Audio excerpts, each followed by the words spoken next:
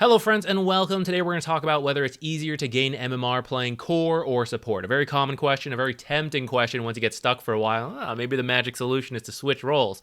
Well, long story short, both roles are totally viable to gain MMR with so long as you practice and improve. I have done it. I have coached people through it, but core is easier. It's so much easier if you are a good core to gain MMR in a pub setting.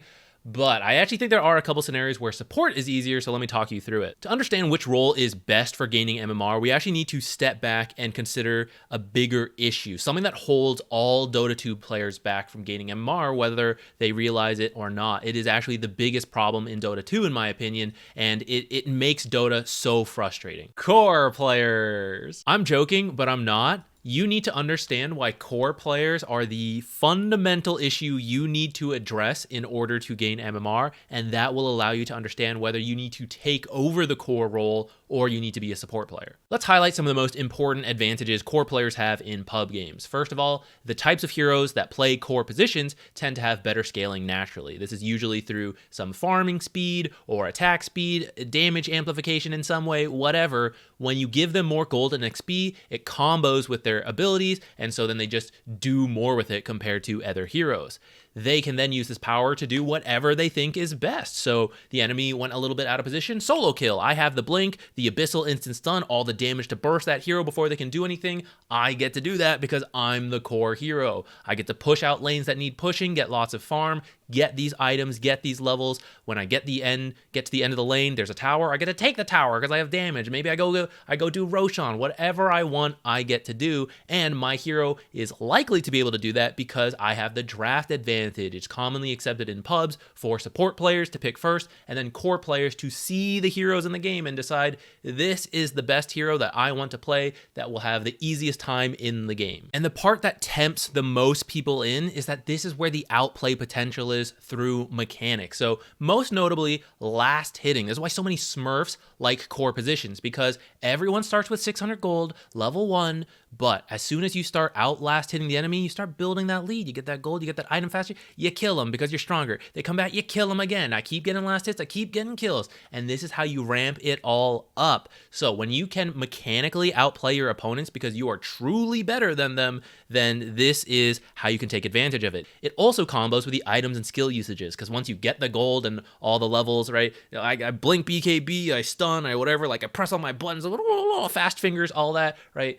If you're the type of player who believes you are better than your peers, if you actually are, core players, core positions have the most potential to actually put that into use and outplay your opponents and then do whatever needs to be done. All of these advantages are not strictly limited to core-only positions. Supports can do some of these, but it's not generally the way they're meant to play. It's just the way the game is balanced. So at the highest level, all roles, I would say, are pretty much equal depending on the given meta. Sometimes some are a little bit more important.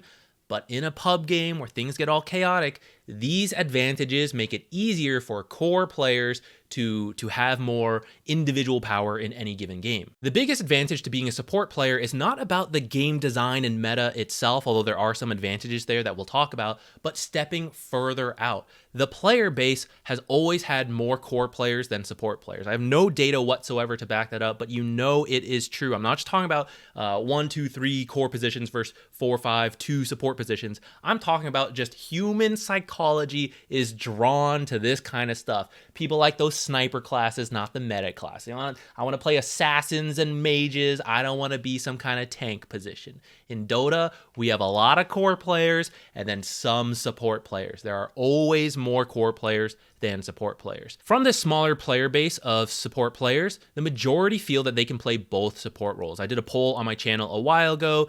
This is not saying there's more support players than core players. This is saying that on my channel, most people are supports compared to cores. If we take the core data out, then the actual percentage of these answers is that almost 70% of support players feel that they can do both roles, where only about a little over 30% feel that they can only play either 4 or 5. What this means is that when you want to play a ranked game and you go over to role queue, because that's more popular now, support players just fill in both in-demand positions and they don't have to use any role queue tokens. We just do this and we play whatever we get. If you're a support player who only plays one, you can still do this and then just ask to swap, because there's a decent chance the other support player can play both positions, so then you just swap and you get the one you want.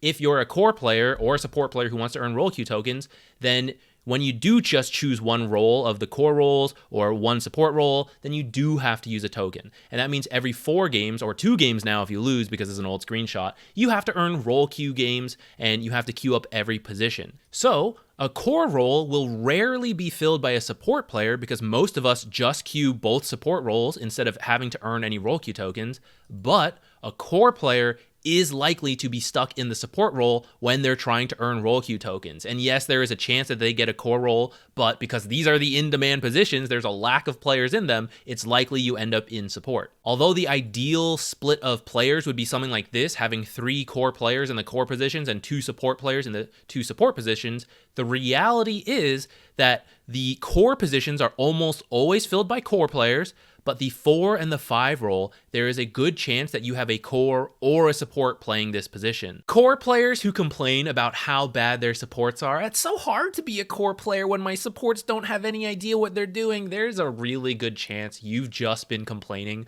about other core players who don't know what they're doing. When we complain about core players, we're actually complaining about core players. I know there are actually really bad support players, and I've been there too, okay? I feel your pain, core players. I know some supports really don't know what they're doing. Make sure to forward them to this channel. So with all of that in mind, when you choose to be a support player, your advantages are that there are going to be less core players in your game. Yes, less core players is a real advantage because it means there are more support players in your game, which means there are less core players in your game. Okay, jokes aside, actual advantages to playing support: less core players. I'm serious. This is a real benefit because no data, but still a fact, the type of player drawn to wanting to be a core player is also more prone to tilt. Not all of you, some of you are great. You're golden examples. I genuinely love playing with you guys. It makes supporting so rewarding, but many of your fellow core players are not like that at all. They hurt me. If you play support and guarantee an actual support in your team instead of a core forced into support, there's less chance of tilt. And because your team has actual support players while the enemy team is filled with core players, you will have a proper draft besides your cores picking stupid shit.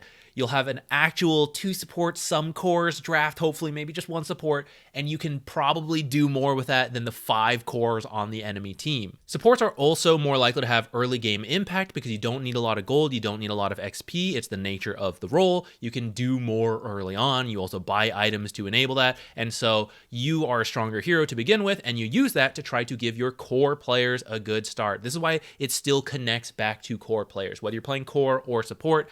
The cores can win on their own. The supports help the cores win on their own. And that's what you can do as a strong support hero who knows what they're doing.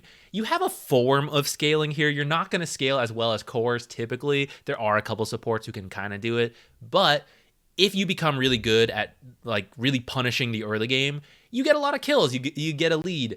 That makes you strong as a support. And that makes it easier to further that lead and punish the enemy heroes who are all weak. They all pick those weak carries, So it's not the usual scaling, but it is that power spike that you really take advantage of. And by simply getting a lot of gold and XP in this game, even if you're not meant to scale, you become quite powerful. If you have good game awareness, you understand the meta, what needs to happen, support could also be good for you because you're the one who's typically going to be warding and dewarding. That makes it easier to keep an eye on the minimap, to lay out the game plans, to call out what needs to happen. Hey, I want to play here, the enemy mid's going there, stuff like that. Anyone can do that technically, but it's easier for supports because we're not watching all these little health bars, okay? Don't talk shit. The grass is greener on the other side. If you think, oh, it's so easy to play core, let me swap over. Do it. Go try it. It is not easy, okay? There's a lot to keep track of, a lot to think about, and it's difficult to do all of that and still step out and think here's the bigger picture. I need to focus this hero. This guy needs to position this way. It's a lot tougher. Support players, you have more freedom to think. If you are a thinker player, support is probably better for you. If you are a doer kind of player, core is better for you, generally speaking. There are advantages to both roles, so pick whatever you are best at, the kind of player you want to be, and see what fits. And also consider what your matchmaking looks like. If you always have all cores in your game, then trying to become a really good core, it's not really going to work out. You're always going to be competing with other cores. Maybe you need to be a support player and enable those cores. That way, your 4-core, 1-support lineup will hit an earlier timing than the enemy's 5-core lineup. And support players, there are ways to climb if you do what you do well, but based on what we've highlighted, you can kind of see why a core player can do what they're good at, and if they're really good, they can do what a support player can also do, like think about the game. But a support player, you can be really good at doing support stuff.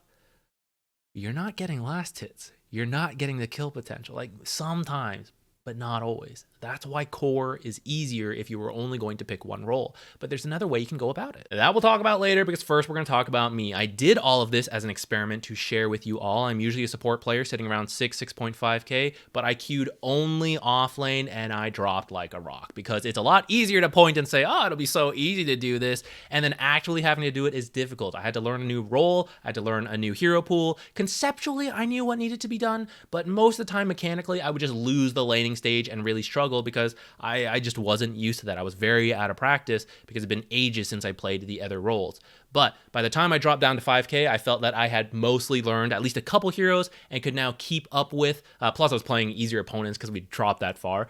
But from there, I decided, okay, we're going to track the win rate of all the roles, and this is what we got. I wasn't trying to smurf, but I was technically supposed to be 1,000 to 1,500 higher than where I was. And as a support player, I would win most of my laning stages and even win multiple lanes, but there's only so far I can carry that over as a support player as a nature of the role. You'll see I still had a positive win rate, and if you were just trying to climb, not smurfing at all, 55 is a very, very, very respectable win rate when trying to gain MMR. But as a pseudo smurf, you're kind of expecting higher, 70, 80, 90% you'll see on those totally, new gaming chair profiles. Like that's what you're capable of when you're a lot better than your teammates in the games and you're smurfing on a core role. When you're smurfing, 1500 MMR is not the biggest difference, but it's a good difference.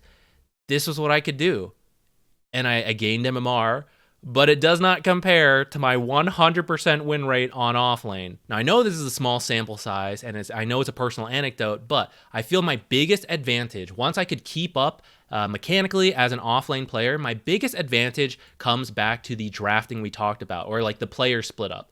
This is the ideal, but this is the reality. When I, a support player, started playing offlane, it put me in this position where I guarantee us one support player, and then we see what we get. And frequently, we would end up either with 2 more support players, in which case we actually have 3 support players, and this is preferable because you have more team communication by the nature of the players. And so I knew what needed to be done, and I frequently had supports who were just waiting for a core player willing to work with them in the early, oh my god, he's gonna help me ward, he's gonna smoke with us and go on a gank. It was really easy to get that. Not all the time, of course. We had the bad support players, we had bad performances by me, but frequently that's what I needed, and it would happen a lot more than when I was a support player, depending on cores. The other situation is that we ended up with 1 support, 1 core, and then I would just swap because I can do that. I'm a support player capable of both, and so that brings us back to our ideal layout, and then it's just a normal game at that point, but that's better than ending up with 4 or 5 cores like the enemy team,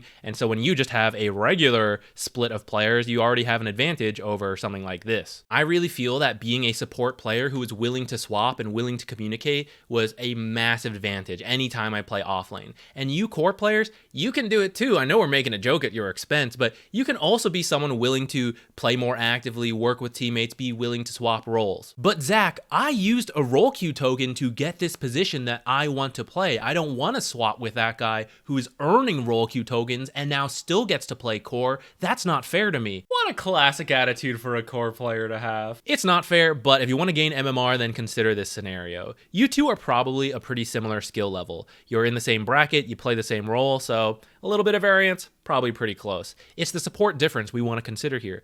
He ain't a good support. If he was a good support, he would have just played it with confidence and won his role queue tokens and then gone back to just picking the core role. By asking to swap, he has shown he's not confident in his support role. You, though, you have an advantage over this guy. So when you play support, you're probably better than him. And now you need to ask yourself whether this guy, he's toxic and he's raging and is demanding a swap, he's not willing to support, or he's a nice guy who, he seems chill and he's asking to swap very politely, saying he'll do his best if no one wants to, right? I like working with nice people. That's an advantage. Whatever the situation, what would you prefer? Would you prefer this person's terrible supporting to help your core? How are you going to have a good laning stage when this guy doesn't know what to do? Or are you going to support his core and you know what to do because you're civilized? One last thing to consider that does not require you to swap roles or to learn multiple roles, and it is to change your hero pool a little bit, because this is not set in stone. Core players only do this, support players only do this. You are capable of flexing either way. So if you're a core player and you feel like you always get bad supports, whether they're actual supports or core players pretending to be supports, right? They're always terrible. They always set you up for a horrible time. It's so hard to be a core player. Don't pick cores that depend on good teammates. Don't pick these weak-ass laners. Pick someone who is stronger, more individually powerful, more flexible, so that when you get 2 more hard carry picks on your team, you go, okay, I can't play like a position 1. I have to try to play more like a position 2 or a position 3. It's not optimal in the grand scheme of Dota, but neither is 3 people all going Midas, Battle Fury, carry items, so I'm going to do my best to adjust. Pick heroes who are capable of that. Support players, even if you go on a massive kill streak as Oracle, there's only so much you can do with this hero. So if you feel my core players are always so bad, I need to do more myself, I want more individual agency, do not pick a support who is highly dependent on core players working with you. Pick people who have more individual power, people who can be totally normal supports when you have great cores communicating with you, work together. Yeah, just regular old support witch doctor, support shaman. But when they're garbage, I'm evolving into pseudo-core support player to try to win that game. Thank you for watching. I hope you found it helpful. I hope you found it enjoyable. In the end, it probably doesn't even matter what I said. I know some people are just going to be drawn to the core lifestyle. They love the gold. They love the damage. They love anti-mage. I get it. It's a video game. And for the rest of you, the support players, it doesn't matter what I say. It's garbage. It's trash. It's hard mode. It is frustrating. It would be a lot easier to do something else. But some people are simply called to do good. And for those of you that are, I'll see you in the next video.